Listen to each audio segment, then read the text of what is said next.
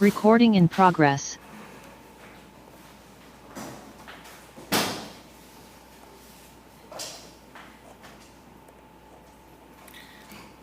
네, 그러면 오늘 강의 시작하겠습니다. 오늘 강의는 레위기 네 번째 시간이며 또 레위기와 출애굽기의 관계성에 대해서 여러분들에게 알려드리는 강의가 될 예정입니다.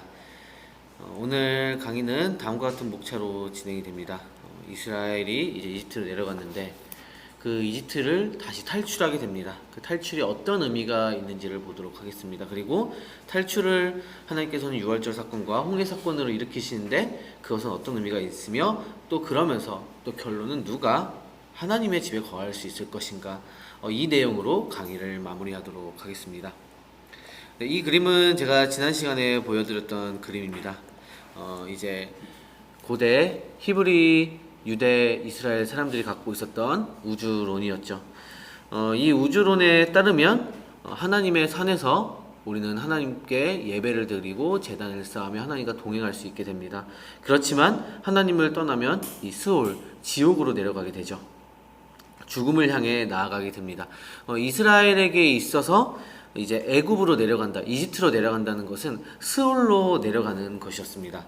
그런데 이제 창세기 말미에 보면 야곱 즉 이스라엘이 자기의 아들 요셉과 함께 이집트에 내려가게 됩니다.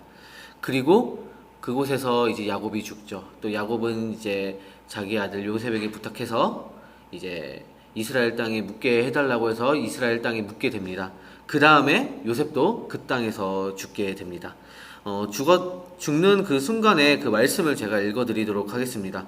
창세기 50장 22절에서 26절의 말씀입니다. 요셉이 아버지의 집안과 함께 이집트에 머물렀다. 요셉은 100년하고도 10년을 더 살면서 에브라임의 자손 3대를 보았고 므낫세의 아들 마길에게서 태어난 아이들까지도 요셉이 자기의 자식으로 길렀다. 요셉이 자기 친족들에게 말하였다. 나는 곧 죽는다. 그러나 하나님께서 반드시 너희를 돌보시고 너희를 이 땅에서 인도하여 내셔서 아브라함과 이삭과 야곱에게 맹세하신 땅에 이르게 하실 것이다. 요셉은 이스라엘 자손에게 맹세를 시키면서 일렀다. 하나님께서 반드시 너희를 돌보실 날이 온다. 그때 너희는 나의 뼈를 이곳에서 옮겨서 그리로 가지고 가야 한다. 요셉이 110살에 세상을 떠나니 사람들은 그의 시신에 방부제 향 재료를 넣은 다음에 이집트에서 그를 입관하였다. 네, 이렇게 요셉 또한 이집트 땅에서 죽었습니다. 그런데 하나님께서는 요셉에게 사모함을 주셨어요. 하나님께서 약속하신 땅, 하나님의 집을 사모하도록 그 사모하는 마음을 주셨습니다. 그리고 이후 출애굽이 이 요셉의 후손에게서 일어나게 되죠. 하나님의 집을 향한 하나님의 전적인 인도하심을 우리는 그 요셉 이후의 후손들의 출애굽을 통해서 볼 수 있게 됩니다. 그래서 우리는 이제 창세기를 통해서는 볼 수 있는 것이 무엇이냐면은 하나님의 집에서 멀어진 사람들, 그리고 멀어진 순간 속에서도 하나님께서는 하나님의 사람들을 부르셔가지고 하나님의 집, 하나님의 제단을 쌓으셨죠. 그리고 출애굽기를 통해서는 그 멀어진 사람들이 어떻게 하나님의 집으로 돌아가게 되는가. 근데 그 돌아가는 것이 그 멀어진 사람들의 인간적인 노력이 아니라 전적인 하나님의 인도하심, 그것을 통해서 어떻게 그들이 하나님께 돌아가게 되는가. 그것을 출애굽기를 통해서 볼 수 있게 될 것입니다. 그렇기 때문에 그리고 야곱과 그 요셉이 이집트 땅에 내려간 것이 하나님의 인도하심에 따라 내려갔잖아요. 그래서 그들이 내려간 건 잘못된 것이 아니에요. 도리어 이것을 통해서 하나님께서 어떻게 구원 역사를 이뤄나가시는지를 우리는 볼 수 있게 됩니다. 그러면 출애굽기를 통해서 어떻게 멀어진 하나님의 집으로 이스라엘 백성들이 다시 하나님의 임재로 다시 에덴으로 돌아가는지를 우리 함께 보도록 하겠습니다. 먼저 우리가 살펴볼 것은 이제 이스라엘 백성들이 이제 야곱과 요셉의 인도에 따라서 이 이집트 땅으로 내려갔잖아요. 그때 어떤 삶이 그들에게 펼쳐졌는지를 보도록 하겠습니다. 먼저는 하나님께서 이집트 땅에 내려간 이스라엘 백성들을 축복하셨습니다. 그래서 창세기의 명령대로 이스라엘 백성들은 생육하고 번성하게 되었습니다. 출애굽기 1장 6절 7절 말씀 읽어드리겠습니다. 세월이 지나서 요셉과 그의 모든 형제와 그 시대 사람들은 다 죽었다. 그러나 이스라엘 자손은 자녀를 많이 낳고 번성하여 그 수가 불어나고 세력도 커졌으며 마침내 그 땅에 가득 퍼졌다. 그런데 이제 문제가 발생을 해요. 요셉이 우리가 이제 창세기 말씀에서 보면 요셉이 엄청난 역사들을 일으키잖아요. 그런데 그 요셉을 알지 못하는 새로운 파라오가 등장을 합니다. 이제 성경에서는 요셉을 알지 못했다고 하는데 이것을 역사적으로 분석해 보면 왕조가 아예 바뀌어요. 그리고 그 왕조가 바뀌는 과정 속에서 이제 힉소스족이라는 종족이 이제 가나안 땅에서 내려와서 이집트를 칩니다. 그렇기 때문에 새로운 왕조 입장에서는 가나안 땅에서 내려온 이스라엘 백성을 탐탁하게 볼 수가 없습니다. 그렇기 때문에 그 파라오가 나타나서 이스라엘 백성들을 핍박하기 시작합니다. 그래서 곡식을 저장하는 성읍 국고성을 짓게 하죠. 국고성 이름은 이제 비돔과 라암셋이었습니다. 그런데 그것으로 머무르는 것이 아니라 그 이스라엘 백성들의 그 후손을 끊기 위해서 이스라엘 백성 중에 아이가 태어날 때 남자아이의 경우 죽이라고 명하였습니다. 그와 관련된 말씀, 이제 알지 못하는 왕이 나타나서 이제 이스라엘 백성들을 핍박하는 그 말씀이 이제 출애굽기 1장 말씀에 나와 있는데 그 중에 8절에서 11절 말씀을 제가 읽어드리겠습니다. 요셉을 알지 못하는 새 왕이 일어나서 이집트를 다스리게 되었다. 그 왕이 자기 백성에게 말하였다. 이 백성 곧 이스라엘 자손이 우리보다 수도 많고 힘도 강하다. 그러니 이제 우리는 그들에게 신중히 대처하여야 한다. 그렇게 하지 않으면 그들의 수가 더욱 불어날 것이고 또 전쟁이라도 일어나는 날에는 그들이 우리의 원수들과 합세하여 우리를 치고 이 땅에서 떠나갈 것이다. 여기서 원수 나오는 게 아마 힉소스족을 말한다고 이제 많은 구약학자들은 이야기를 합니다. 그래서 이집트 사람들은 이스라엘 자손을 부리는 공사 감독관을 두어서 강제 노동으로 그들을 억압하였다. 이스라엘 자손은 바로가 곡식을 저장하는 성읍 곧 비돔과 라암셋을 건설하는 일에 끌려 나갔다. 이렇게 이집트와 파라오는 이스라엘을 핍박하기 시작하였습니다. 그 결과 이스라엘 백성들은 하나님께 부르짖기 시작하죠. 출애굽기 2장 23절에 나옵니다. 그래서 하나님께서는 들으시고 또 모세를 준비하시고 하나님의 역사를 일으키십니다. 그런데 이렇게 이제 우리가 그 말씀을 보았을 때 이스라엘 백성들에게 축복이 있는가 하면 핍박도 나타납니다. 이 두 가지가 대조되어 나타나요. 그걸 통해서 우리가 볼 수 있는 것은 무엇입니까? 분명 이스라엘 백성 축복 받아요. 그렇지만 하나님께서 주시는 온전한 축복을 받을 자리로 이스라엘 백성들이 나아가야 한다는 것을 우리는 볼 수가 있습니다. 그래서 이스라엘 백성들이 이 핍박을 받는 이집트를 탈출해서 하나님께서 안내하시는 여호와 하나님의 집에 들어가야 한다는 것을, 그 필요성을 우리는 이 말씀을 통해서 볼 수가 있습니다. 그래서 이스라엘 백성들은 하나님의 집으로 나아가야 합니다. 하나님의 임재가 가득한 곳으로 나아가야 합니다. 하나님의 사람들이 불순종해서 들어가지 못했던 그 에덴으로 들어가야 합니다. 그래서 그곳에서 하나님께서 주시고자 하시는 온전한 축복을 받아야 합니다. 그럼 어떤 축복을 받게 될까요? 어떤 변화가 일어날까요? 이것은 이제 언어 유희로 체크가 가능합니다. 이제 이스라엘 백성들이 이 성경을 받을 때, 특히 구약의 말씀을 받을 때 기록된 말씀을 받지 않았습니다. 이제 구전되어서 받았잖아요. 그렇기 때문에 그 언어 유희라든지 그런 이제 글의 형태가 참 중요해요. 그래서 제가 지지난 시간에 그 교차 대구법 말하면서 성경의 중간에 있는 말씀의 중요성이 정말 크다. 그 중에 레위기와 대속죄일의 중요성이 크다는 것을 말씀드렸잖아요. 이런 것처럼 이 성경에 나와 있는 그 언어 유희도 이 성경을 들었던 사람들에게 뭐가 중요한지를 전달해주는 통로가 됩니다. 그래서 그 노예 상태를 아바드라고 표현을 해요. 히브리어로. 섬긴다. 노예. 그런데 예배의 삶도 아바드라고 표현이 됩니다. 그런데 그것이 노예 상태는 에덴 밖에서 하나님을 모를 때 일어난 것이죠. 그런데 예배의 삶은 에덴 안에서 이루어지는 것입니다. 이렇게 아바르라는 단어 하나를 가지고 이스라엘 백성들이 출애굽 전과 출애굽 이후에 어떻게 삶의 변화가 일어나는지를 볼 수가 있습니다. 이것이 언어 유희로 표현되는 방식이에요. 그리고 이제 이스라엘 백성들이 이제 노예 상태일 때 무엇을 지었다고 말했습니까? 이제 비돔과 라암셋을 지었는데 국고성이었어요. 그 곡식을 저장하는 창고였습니다. 이것이 히브리어로 미스칸이에요. 그런데 이스라엘 백성들이 이제 출애굽한 다음에 하나님의 집에 들어갈 거예요. 성막을 지을 것입니다. 이것을 히브리어로 미시칸이라고 합니다. 미시칸 이렇게 언어 유희로 또 이스라엘 백성들이 어떻게 바뀌는지를 우리가 볼 수 있었습니다. 그리고 파라오는 다른 말로 하면 무엇이라고 표현할 수 있냐면 큰 집이라고 표현할 수가 있습니다. 그런데 여호와 하나님의 집에 이들은 들어가게 될 것입니다. 이렇게 이제 출애굽기에 쓰여진 어휘를 통해서 이스라엘 백성들이 어떤 변화를 겪게 될 것인지 우리는 볼 수가 있었습니다. 그동안 이제 이스라엘 백성들이 아니라 사람들은 하나님께 불순종했던 사람들은 에덴에서 쫓겨나서 동쪽으로 그리고 죽음을 향해 나아갔잖아요. 그리고 그들만의 도시를 만들었습니다. 그렇지만 이스라엘 백성들은 다시 에덴으로 돌아오게 됩니다. 여호와 하나님의 집으로 돌아오게 됩니다. 이 하나님의 임재 가운데 거하게 됩니다. 이것이 출애굽, 이집트 탈출의 의미가 됩니다. 그렇다면 여기서 질문을 하나 던져요. 어떻게 이스라엘 백성들은 다시 돌아올 수 있게 되었을까요? 하나님께서 창조하신 그 에덴을 향하여, 하나님의 집을 향하여 이스라엘 백성들은 어떻게 나아갈 수 있게 되었을까요? 그 내용을 담은 말씀이 바로 출애굽기 말씀입니다. 출애굽기 말씀은 총 3구조로 되어 있습니다. 그리고 이 3구조는 재창조라고 생각하면 돼요.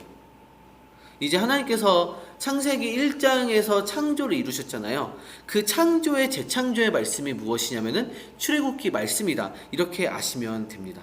그래서 출애굽기 말씀 자체가 그 우주 창조론적인 패턴이 담겨져 있어요. 그래서 첫 번째는 이집트에서의 탈출을 보여주죠. 출애굽기 1장에서 15장 21절까지의 말씀이 그 출애굽기의 말씀입니다. 이집트의 탈출의 말씀입니다. 그때 이스라엘 백성들은 이 죽음에서, 이집트에서, 스올에서 탈출하죠. 물을 통과하며 탈출하게 됩니다. 그런 다음에 이스라엘 백성들은 어디에 도착하게 됩니까? 15장에서 24장 말씀을 참고하면 시내산에 도착하게 됩니다. 그리고 시내산에서 이제 무엇을 만듭니까? 출애굽기 25장에서 40장 말씀에 따르면 성막을 만듭니다. 하나님의 집을 만드는 것입니다. 이렇게 이스라엘 백성들은 이제 출애굽을 하게 돼서 이제 하나님의 집에 들어가게 됩니다. 그리고 그 에덴에 들어가게 되는 거죠. 그리고 출애굽기 말씀 같은 경우는 그래서 어떤 특성을 가지고 있냐면 창세기는 에덴에서 쫓겨나는 그 말씀의 구조를 가지고 있어요. 그런데 출애굽기는 쫓겨난 사람들, 그 중에 이스라엘 백성들이 어떻게 하나님의 집으로 돌아오게 되는 것인가, 그 역순을 보여주고 있습니다. 이렇게 하나님께서는 출애굽기의 전체 역사를 통해서 이스라엘 백성들이 하나님의 집, 에덴, 그 하나님의 임재로 다시 돌아오도록 인도하였습니다. 그렇다면 이 역사는 구체적으로 하나님께서 어떻게 일으키실까요? 그 시작과 그 하나님의 역사는 유월절과 홍해 사건으로 구체화가 됩니다. 그래서 오늘 볼 내용은 이 재창조의 내용 중에 유월절과 홍해 사건을 통해서 하나님께서 그 출애굽을 어떻게 시작하고 일으키셨는지를 보도록 하겠습니다. 그리고 그 다음 시간에는 우리가 무엇을 볼 거냐면 그 하나님께서 출애굽을 일으키셨잖아요. 그 일으키신 이후에 하나님의 집에 이스라엘 백성들이 어떻게 도달하고 하나님의 집, 그 성막을 어떻게 만들었는지를 다음 시간에 보도록 하겠습니다. 그러면 어떻게 하나님께서 그 출애굽을, 이집트 탈출을 일으키셨는지 그 유월절과 홍해 사건을 통해서 우리 함께 한번 보도록 하겠습니다. 그런데 유월절과 홍해 사건을 보기 전에 우리가 이제 출애굽기에서 볼 것이 있습니다. 유월절을 일으키기 전에, 그리고 홍해 사건을 일으키시기 전에 하나님께서 그 이집트 땅에서 무슨 역사를 일으키셨나, 그것을 함께 살펴보도록 하겠습니다. 유월절 이제 사건이 일어나기 전에 하나님께서는 모세와 아론을 부르시죠. 그리고 우리가 잘 아는 것처럼 9가지 재앙을 일으키십니다. 피, 개구리, 파리, 가축 질병, 악성 종기, 우박, 메뚜기, 흑암이라는 9가지 재앙을 이집트 땅에서 보여주십니다. 그렇다면 이것을 왜 보여주셨을까요? 하나님을 알라고 보여주신 겁니다.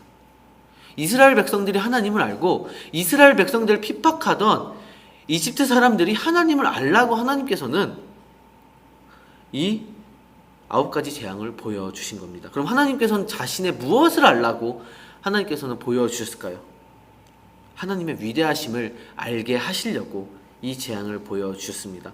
참고로 이 9가지 재앙에 해당되는 그 재앙의 그 내용들은 당시 이제 이집트의 우상과도 동일시가 되었습니다. 그런데 그들이 숭배하던 그 우상들, 그리고 온 자연들, 이것들을 누가 지배한다는 것입니까? 여호와 하나님께서 지배하신다는 것입니다. 이 위대하심을 하나님께서는 이스라엘 백성들에게, 그리고 이집트 사람들에게 보여주시기를 원하셨습니다. 그러면서 그 위대하신 하나님께서 어떤 역사를 일으키시는지를 그들에게 전달하기를 원하셨습니다. 그 일으키시고자 하는 최종 역사가 무엇인지를 알려주시기를 원하셨습니다. 그것은 바로 이스라엘의 구원이었습니다. 그래서 이스라엘을 구원하시면서 이스라엘을 핍박하셨던 이집트를 심판하신다는 것을 하나님께서는 보여주기를 원하셨습니다. 그래서 모세를 부르실 때 미리 어떤 역사가 그 이집트 땅에서 일어날지를 하나님께서는 미리 알려주셨어요. 출애굽기 4장 21절에서 23절의 말씀 제가 읽어드리도록 하겠습니다. 주님께서 모세에게 말씀하셨다. 내가 너에게 이적을 행할 능력을 주었으니 너는 이집트로 돌아가거든 바로의 앞에서 그 모든 이적을 나타내 보여라. 그러나 나는 그가 고집을 부리게 하여 내 백성을 놓아 보내지 않게 하겠다. 너는 바로에게 말하여라. 나 주가 이렇게 말한다. 이스라엘은 나의 맏아들이다. 내가 너에게 나의 아들을 놓아 보내어 나를 예배하게 하라고 하였건만 너는 그를 놓아 보내지 않았다. 그러므로 이제 내가 너의 맏아들을 죽게 하겠다. 이미 이 사건이 예견이 되었습니다. 이집트의 심판과 이스라엘의 구원이 하나님께서는 모세를 부르시면서 예견을 하셨습니다. 그리고 9가지 재앙, 아까 말씀드렸던 것처럼 지나가고 하나님의 위대하심이 선포되죠. 그리고 위대하신 하나님께서는 실제적으로 이스라엘 백성들을 구원하십니다. 그렇다면 어떻게 이스라엘 백성들을 이제 이집트 땅에서, 그 죽음에서, 스올에서 구원하실까요? 이집트 탈출을 일으키실까요? 하나님의 그 전적인 구원 역사를 어떻게 일으키실까요? 바로 어린 양의 죽음을 통해서 이스라엘의 구원 역사를 일으키십니다. 또 어린 양의 죽음을 통해서 거꾸로 이집트는 심판을 받게 됩니다. 그리고 이 구원 역사와 심판은 구체적으로 속죄와 정화, 성별의 과정을 거치면서 이루어지게 됩니다. 그렇다면 속죄와 정화, 성별의 과정이 어떻게 일어나게 되었는지를 여러분들에게 말씀드리겠습니다. 먼저 속죄의 과정입니다. 어린 양이 죽습니다. 원래 이집트의 맏아들이 죽게 되는 것처럼 10번째 재앙이 이집트의 맏아들이 죽게 되는 거였잖아요. 그 죽는 것처럼 이제 이스라엘 백성들의 맏아들도 죽었어야 됩니다. 그렇지만 어린 양이 죽음으로써 이스라엘의 맏아들은 죽지 않게 됩니다. 출애굽기 12장 3절 그리고 5절 6절 말씀을 제가 읽어드리겠습니다. 온 이스라엘 회중에게 알려라. 이달 열흘날 각 가문에 어린 양 한 마리씩 곧 한 가족에 한 마리씩 어린 양을 마련하도록 하여라. 너희가 마련할 짐승은 흠이 없는 1년 된 수컷으로 하되 양이나 염소 가운데서 골라라. 너희는 그것을 이달 열 나은 날까지 두었다가 해질 무렵에 모든 이스라엘 회중이 모여서 잡도록 하여라. 네, 이렇게 어린 양이 대신 죽으면서 이스라엘 맏아들의 속죄의 역사가 일어나게 됩니다. 그런 다음에 두 번째, 정화의 역사를 보도록 하겠습니다. 하나님께서는 이스라엘 백성들에게 어린 양의 피를 집의 문설주와 상인방에 바르게 합니다. 그리고 바를 때 우슬초를 섞게 하죠. 우슬초가 이제 이후에 레위기와 이제 성막 그 제2에 등장하게 되는데 이제 제의적 정결 예식 때 우슬초가 사용이 됩니다. 정결의 의미를 가지고 있어요. 제가 말씀을 읽어드릴게요. 출애굽기 12장 7절 그리고 22절의 말씀입니다. 그리고 그 피는 받아다가 잡은 양을 먹을 집의 좌우 문설주와 상인방에 발라야 합니다. 문설주 같은 경우는 문의 좌우예요. 그리고 상인방은 문의 이제 보가 해당이 됩니다. 그 문 위틀을 말하면 됩니다. 위틀을 생각하시면 돼요. 그리고 우슬주 묶음을 구하여다가 그릇에 받아 놓은 피에 적셔서 그 피를 상인방과 좌우 문설줄에 뿌리십시오. 여러분 아침까지 아무도 자기 집 문 밖으로 나가서는 안 됩니다. 네, 이렇게 바르면서 그 집안 사람들의 정화를 하나님께서 어린 양의 피를 통해서 이루셨습니다. 이렇게 피를 바르라고 말하였죠. 지금 바르고 있는 좌우는 문설주, 그리고 그 문의 그 보는 상인방이 됩니다. 그런 다음에 이제 마지막으로 그 어린 양에 대해서, 그 죽인 어린 양에 대해서 이스라엘 백성들에게 다음에 그 지시를 내립니다. 그게 바로 성별입니다. 어떤 성별이 일어나는지를 보도록 하겠습니다. 하나님께서는 죽은 어린 양을 먹으라고 이스라엘 백성들에게 명하십니다. 그리고 남은 고기는 태우라고 말합니다. 그러면서 이스라엘 백성들은 비로소 성별된 존재가 됩니다. 출애굽기 12장 8절에서 10절 말씀을 읽어드리겠습니다. 그날 밤에 그 고기를 먹어야 하는데 고기는 불에 구워서 누룩을 넣지 않은 빵과 쓴 나물을 곁들여 함께 먹어야 한다. 너희는 고기를 결코 날로 먹거나 물에 삶아서 먹어서는 안 된다. 머리와 다리와 내장 할 것 없이 모두 불에 구워서 먹어야 한다. 그리고 너희는 그 어느 것도 다음날 아침까지 남겨두어서는 안 된다. 아침까지 남은 것이 있으면 불에 태워버려야 한다. 그런데 여기서 질문이 던져질 거예요. 어린 양의 죽음이 속죄의 의미도 알겠고, 어린 양의 피를 문설주와 상인방에 바르는 것이 그 집이 정화되는 것도 알겠어요. 그 집이 지켜지는 것도 알겠습니다. 그런데 왜 죽은 어린 양의 고기를 먹고 그런 다음에 불을 태울 때 성별된 존재가 될까요? 그 이유는 제사장이 되는 과정과 동일한 과정이기 때문입니다. 제사장이 되는 과정을 제가 읽어드릴게요. 출애굽기 29장 31절에서 34절의 말씀입니다. 너는 제사장 위임식 때에 드린 순양의 살코기를 가져다가 거룩한 곳에서 삶아라. 아론과 그의 아들들은 회막 어기에서 바로 이 순양의 살코기와 광주리에 든 빵을 먹는다. 이것은 그들을 거룩히 구별하여 제사장으로 세우고 속죄의 제물을 바친 것이므로 그들만이 먹을 수 있다. 이것이 거룩한 것이므로 다른 사람은 먹을 수 없다. 제사장 위임식에 살코기나 빵이 이튿날 아침까지 남아있거든 너는 그 남은 것을 불에 태워라. 그것은 거룩한 것이므로 먹어서는 안 된다. 이렇게 출애굽 과정에서 이스라엘은 제사장 나라가 되었습니다. 하나님의 집에서 예배하는 거룩한 백성이 되었습니다. 하나님께서는 전적으로 이렇게 이스라엘 백성들을 이제 어린 양의 죽음을 통해서 구원하셨습니다. 반면에 이집트는 심판을 받게 되었습니다. 그렇다면 여기서 질문이 던져질 거예요. 왜 어린 양의 죽음이 에덴으로 가는 길이 될까요? 이스라엘 백성들은 구원하고 이집트는 심판받는 길이 될까요? 그 이유는 이 방법이 바로 하나님께서 이스라엘 백성들을 구원하시는 방법이기 때문입니다.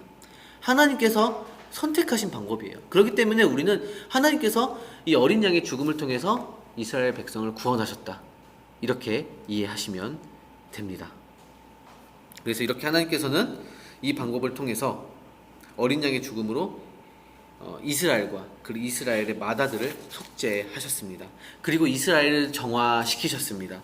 그리고 이스라엘을 거룩한 백성으로 준비시키셨습니다. 그리고 이스라엘은 이때 이집트를 탈출할 수 있게 되었습니다. 그리고 이 출애굽은 홍해를 건너면서 실제화됩니다. 다음으로 하나님의 전적인 구원이 담긴 홍해의 역사를 보도록 하겠습니다. 이후에 이제 이스라엘 백성들은 이제 하나님께 구원을 받아서 이 10번째 재앙에서 하나님께 구원을 받아서 이집트를 탈출하게 되죠. 그리고 이집트의 사람들은 10번째 재앙으로 모든 집안의 첫째 아들이 죽게 됩니다. 그리고 이스라엘 백성들은 이제 출애굽하는 과정에서 홍해를 건넙니다. 홍해를 마주하지만 하나님께서는 모세를 통해서 홍해를 가르게 하시면서 홍해를 건널 수 있도록 하셨습니다. 그리고 이스라엘 백성들은 홍해를 건너지만 그 이스라엘 백성들을 따라왔던 그 이집트 군대들은 홍해 가운데 죽음이라는 심판을 받게 됩니다. 출애굽기 14장 28절에 의하면 따라왔던 어떤 그 군대도 살아남지 못하게 되었다고 합니다. 그리고 그때 모세는 출애굽기 15장에서 하나님께 노래를 부르게 되죠. 하나님의 이름을 찬양하는 노래를 부르게 됩니다. 그 중에 이제 15장 11절 12절 말씀을 제가 읽어드리도록 하겠습니다. 주님 신들 가운데서 주님과 같은 분이 어디에 있겠습니까? 주님과 같이 거룩하시며 영광스러우시며 찬양받을 만한 위엄이 있으시며 놀라운 기적을 일으키시는 그런 분이 어디에 있겠습니까? 주님께서 오른팔을 내어 미시니 땅이 대적을 삼켜 버렸습니다. 이렇게 하나님의 위대하심을 이스라엘은 찬양하게 됩니다. 그리고 이 소문은 주변 국가에게도 퍼지게 됐어요. 나중에 이제 이스라엘 백성들이 그 여리고 땅을 갔을 때 그 정탐꾼이 그 여리고 성에 가잖아요. 그때 라합이 말해요. 당신들의 하나님이 어떤 하나님인지 우리는 충분히 알고 있다고 말을 합니다. 이렇게 하나님의 위대하심이 이제 전역으로 이집트 주변으로 퍼지게 됩니다. 그리고 그 위대하신 하나님이 이스라엘을 구원하셨습니다. 그러면 하나님께서는 왜 그 위대하심을 드러내시면서 그리고 이스라엘 백성들이 이렇게 왜 구원하셨을까요? 특별히 왜 이스라엘 백성들을 선택하시면서 이집트에 탈출시키시면서 이 수많은 역사를 일으키시면서 왜 구원을 하셨을까요? 이것은 출애굽의 의미와 동일합니다. 왜 그런지를 제가 여러분들에게 말씀을 드리겠습니다. 이스라엘 백성들을 통해서 이스라엘 백성들이 하나님의 임재를 경험하게 하기 위해서였습니다. 하나님의 집에 도달하게 하기 위해서였습니다. 그리고 이스라엘 백성들 가운데 하나님의 성소, 하나님께서 거하시는 주의 처소를 만드시기 위함이었습니다. 이스라엘 백성들을 창세기대의 그 창조처럼 재창조시키기 위함이었습니다. 하나님과 동행하는 민족으로 만들기 위함이었습니다. 그래서 하나님께서는 이스라엘 백성들의 그 출애굽이라는 그 역사를 일으키신 것입니다. 하나님의 위대하심을 드러내시면서 그 역사를 일으키신 것입니다. 그래서 이제 모세가 출애굽기 15장 17절에서 다음의 노래를 부릅니다. 주님께서 그들을 데려다가 주님의 소유인 주님의 산에 심으실 것입니다. 주님, 이곳이 바로 주님께서 계시려고 만드신 곳입니다. 주님께서 손수 세우신 성소입니다. 이스라엘 백성들을 하나님의 그 에덴으로 옮기시고자 하나님과 동행하게 하도록 하나님께서는 이스라엘 백성들을 출애굽시키셨습니다. 위대하심을 드러내시면서 출애굽시키셨습니다. 그 결과 이스라엘 백성들은 죽음에서 생명으로 이집트에서 하나님의 성소로 에덴으로 나아갈 수 있게 되었습니다. 그런데 여기서 질문이 하나 던져질 거예요. 그러면은 도대체 에덴은 어디일까? 이스라엘 백성들을 결국 에덴으로 옮기셨다는데 에덴은 어디인가? 이 질문이 던져질 것입니다. 에덴은 이제 구약에서 이스라엘 백성들이 하나님의 임재와 동행 가운데 나아가게 되는 모든 곳이 다 에덴이에요. 그래서 시내산도 해당이 되고 가나안 땅도 해당이 됩니다. 그리고 이제 이스라엘 백성들이 여리고성을 점령하기 전에 먼저 갔던 길갈도 해당이 되고, 그리고 그 이후에 이제 다윗이 정복하고 하나님의 그 성전을 세우는 예루살렘과 시온산도 모두가 포함이 됩니다. 이제 구약 말씀을 따르면 에덴이 여기가 해당이 되죠. 그리고 성경을 종합해서 보았을 경우 완성될 하나님 나라, 그 새 예루살렘이 해당이 될 것입니다. 그리고 우리가 완성될 하나님 나라를 바라보면서 교회 공동체를 세워나가잖아요. 우리가 모이는 교회 공동체가 여기가 해당이 될 것이고, 하나님께서 우리에게 허락하신 가정 공동체가 이 에덴이 될 수 있도록 우리는 만들어 가야 합니다. 그럼 이제 오늘 강의의 결론을 여러분들에게 내려드리도록 하겠습니다. 이스라엘 백성들은 위대하신 하나님의 전적인 인도하심으로 구원을 얻었습니다. 위대하신 하나님은 그 위대하심을 드러내면서 그 이스라엘 백성들의 전적인 구원 역사를 일으키셨습니다. 그리고 구원 역사가 어린 양의 희생을 통해서 이루어진 속죄, 정화, 그리고 성별, 그것이 있었고, 그리고 하나님의 전적인 인도하심에 따라서 홍해를 건너면서 이스라엘 백성들은 구원을 받았습니다.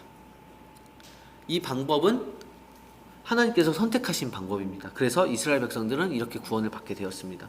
그리고 이와 같은 구원 역사는 신약의 예수 그리스도의 보혈과 연결이 될 것입니다. 이렇게 하나님께서는 여호와 하나님의 집으로 이스라엘 백성들을 전적으로 인도하셨습니다. 그렇다면 누가 이런 하나님의 집에 거할 수 있게 되었을까요? 누가 에덴에서의 추방이 아니라 누가 에덴으로 나아갈 수 있게 될까요?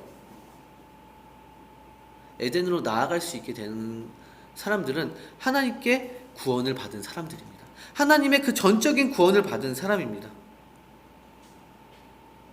그렇기 때문에 우리는 항상 질문해 봐야 돼요. 하나님께 구원받은 사람으로서 내가 정말 에덴을 향해 나아가고 있는지, 우리의 가정은, 우리의 교회는 과연 에덴을 향해 나아가고 있는지 우리는 질문해 보아야 합니다. 그리고 질문 속에서 정말 내 주어진 모든 삶에서 하나님의 전적인 인도하심을 받고 있는지 우리는 질문해 보아야 합니다. 정말 구원받아서 우리는 예수님의 보혈로 살아가고 있는지를 질문해 보아야 합니다. 아니면 구원받지 않은 사람처럼 나와 나의 가정과 그리고 우리 교회가 내 멋대로 살아가고 있지 않은지를 우리는 항상 점검해 보아야 합니다. 그래서 결론으로 저는 이렇게 말씀을 드립니다. 우리가 정말 구원받은 자입니까? 하나님께서는 구원받은 자를 구속하셔서 어린 양의 피로 구속하셔서 홍해를 건너게 하십니다. 예수 그리스도의 보혈로 여러분의 삶을 인도하여 가십니다. 그렇기 때문에 구원받은 자로서 어디를 향해 나아가야 됩니까? 에덴을 향해 나아가야 됩니다. 새 예루살렘을 바라보며 나아가야 합니다. 그 에덴을 향해 나아가는 우리 그라운드 교회 성도분들이 되시기를 바랍니다. 네, 오늘 강의 여기까지입니다. 그리고 다음 시간에는 이제 저희가 그 추석 연휴와 이런 일정들이 있어가지고 3주 지나서 10월 21일에 진행이 됩니다. 그때 이제 아직 안 본 출애굽기 나머지 파트를 함께 살펴보도록 하겠습니다. 이제 그 시내산에 어떻게 이제 이스라엘 백성들이 도달하고 그러면서 이제 시내산에서 어떻게 성막을 만들어 가는지를 함께 살펴보는 시간이 될 것입니다. 그리고 저희가 그 사이에 10월 12일에 교회에서 성막을 가게 되잖아요. 그 강의를 듣고 다음 강의를 듣게 된다면 더 큰 풍성함이 있을 것입니다. 네, 그러면 오늘 강의 여기서 마무리하도록